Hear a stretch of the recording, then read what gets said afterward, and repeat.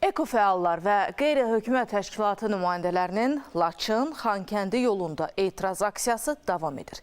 Bugün aksiyanın 36-cı günü də yoldan humanitar məqsədli avtomobillərin maneəsiz keçidi təmin olunub. Qarabağ İqtisadi rayonunda faydalı yataqların talan olunmasına, bunun yaratdığı ekoloji fəsadlara qarşı etiraz edən aksiyaçıların tələbləri də təbii ki dəyişməyib.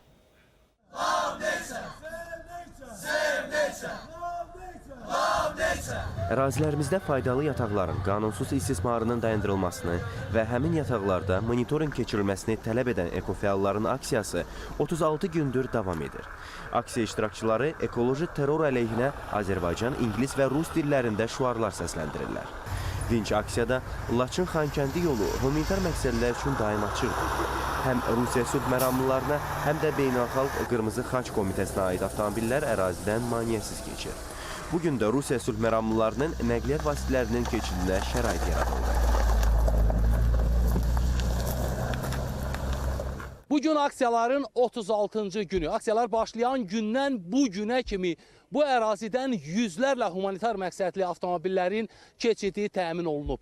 Amma dinç mübarizə və mücadilə aparan gənclərin sayəsində 36 gündür ki, bu ərazidən qanunsuz yüklərin keçidi mümkün deyil.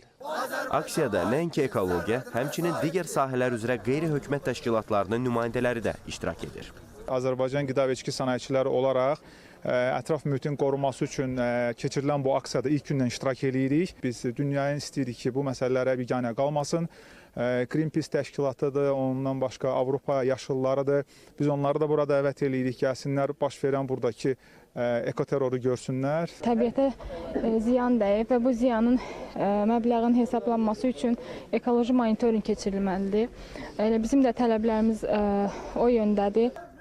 Ekofəallar hava şəraitindən asılı olmayaraq gecə-gündüz etirazı davam etdirirlər.